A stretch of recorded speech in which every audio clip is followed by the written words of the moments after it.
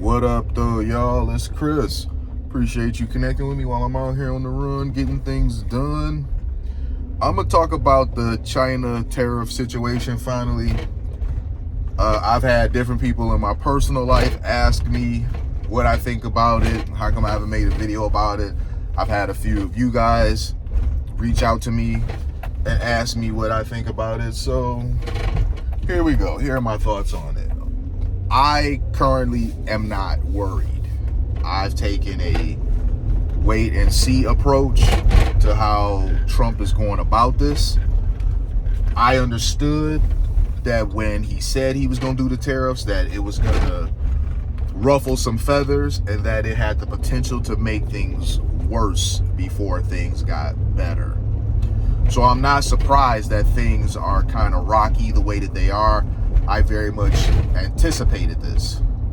How long it's going to last for, no one really knows. China is being tough. I personally think that China will eventually bend the knee like everyone else did. But China has a few reasons to fight. One, the position of power that they've put themselves in. They don't want to diminish it, so they're going to be stubborn about that. And then also, I mean, China hates us. Let's just be for real here. China hates us.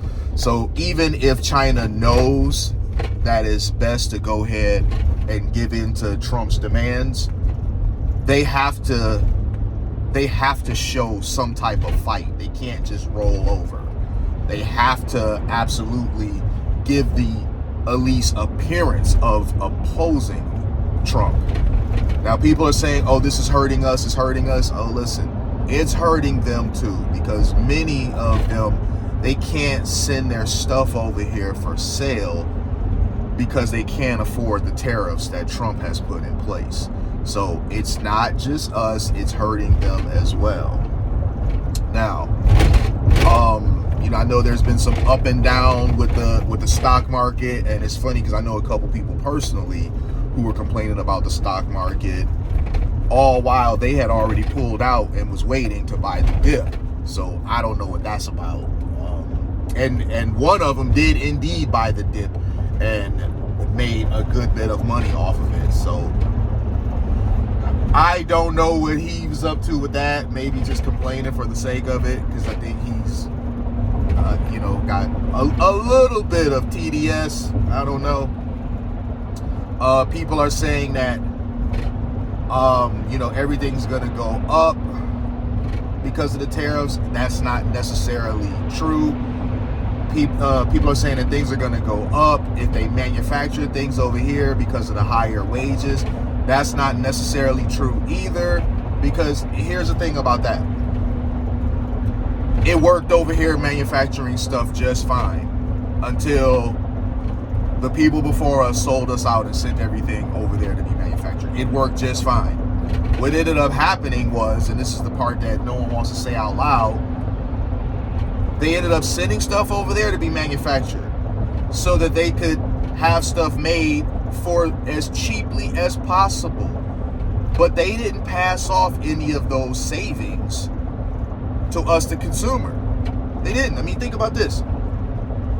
Nike has continuously raised the price of Air Force Ones. They're like $115 now. I remember, and this is going to age me, I remember when Air Force Ones were $59.99. All right? That definitely ages me. I remember then. When Air Force Ones were about $80, it was like, okay, whatever. We understand inflation, yada, yada, yada. But they keep raising the price of it, and they're still manufacturing over there in China. They just want to keep that bottom line that they got used to when they started sending things over there to manufacture. So things don't have to go up in price. People are saying, oh, iPhones are going to become $3,500. Come on now. Don't be silly. You already know that is not the case. Apple will die a dog's death if they tried this just so they can keep their profit margins. They would die a dog's death. Because I can tell you right now, as an iPhone user, I'm recording this on one, this will be the last iPhone that I buy if they were to try something as goofy as that. So it's not going to happen. There's a lot of misinformation going on around there about this, and people are taking advantage of the fact that we're kind of up in the air in terms of we don't know how this is gonna play out completely, and using it to spread misinformation and also kind of fear monger. Oh, everything's gonna go up. You know, I try not to tune into The View because I don't really be wanting to hear what they have to say too much, because it's always ridiculous. But they said something, of course it was ridiculous. They were talking about how what has Trump done since he's gotten into office that benefited the people. They haven't seen eggs go down 1 cent since he's been in office. And I laughed when I heard this, because these are the same people that were just telling you to just get another job or work more hours when a dozen and a half of eggs cost $10 for a carton of them. A carton, a dozen and a half eggs was $10, and their attitude was just work more hours or get a second job or get a third job if you need to. So they went from that attitude to, I haven't seen the price of eggs go down a single cent since Trump's been in office. They're holding Trump more accountable for the inflation that Biden caused than they did Biden when he was in office.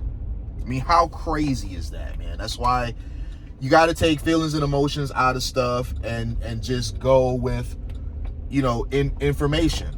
This guy's not gonna let me over. Okay, this is how it is in the city of Detroit, man. I'm gonna give y'all a pro tip real quick when it comes to driving in the city of Detroit. If any of my non-Detroiters ever come here and visit, when you on the road and you see that opening, you want to change lanes, start veering into the lane first, then hit your turn signal. That way you're not breaking the law. You're not doing a moving violation. Because if you don't do it at all and the cop sees, then you could possibly get a ticket. But in many cases, and this is just Detroit drivers that I've ever experienced this, when you turn your blinker on, they will not let you in. They will speed the hell up, as this guy tried to do. The problem was that I kind of angled myself to where he was going to have to hit me. And I'm fully insured, so hit me. Because hitting me from behind is automatically going to be your fault. Yeah, I know, man. I'm turning into an old man on y'all because I'm I'm sharing with y'all old man tactics. I'm sitting here talking about I'm fully insured. So go ahead and hit me if you want. You know, I'm good. Hit me if you want.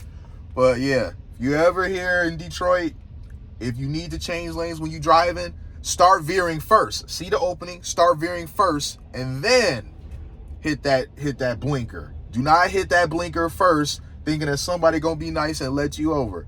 They ain't not gonna be nice and let you over. That's just how we are here in the Motor City. But I'm gonna leave it there, y'all. I'll holler at y'all soon. Peace.